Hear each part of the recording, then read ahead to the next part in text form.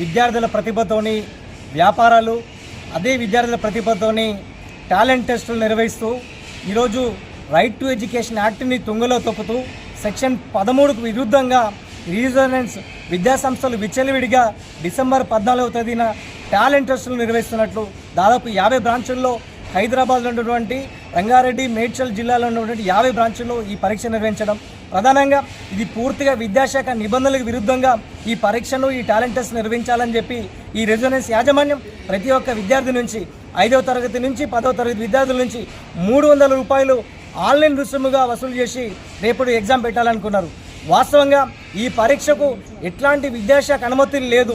స్పష్టంగా రీజనల్ విద్యాసంస్థలు ఇక్కడ ఉన్నటువంటి ఈ బ్రాంచ్ కూడా కనీసం 2026 విద్యాసంస్థ ప్రారంభం కావాలని చెప్పి వీళ్ళు ప్రచారాలు చేస్తున్నారు. కానీ ఇక్కడ అనుమతులు లేనటువంటి క్యాంపస్లో ఈరోజు ఈ పరీక్ష నిర్వహించడానికి అడ్మిషన్ ఇస్తున్నటువంటి పరిస్థితిని ఈరోజు ఆల్ ఇండియా యూత్ ఫెడరేషన్గా ఖండిస్తూ ఉన్నాము.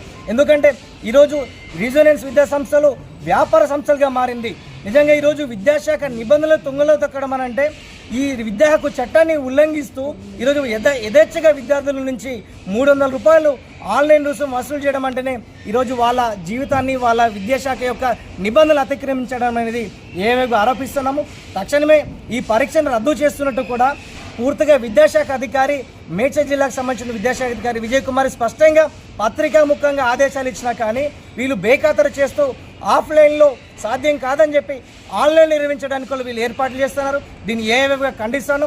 రేపు ఒకవేళ మీరు పరీక్ష నిర్వహిస్తే ఖచ్చితంగా ఏఐవై పక్షాన మేము అడ్డుకుంటాము.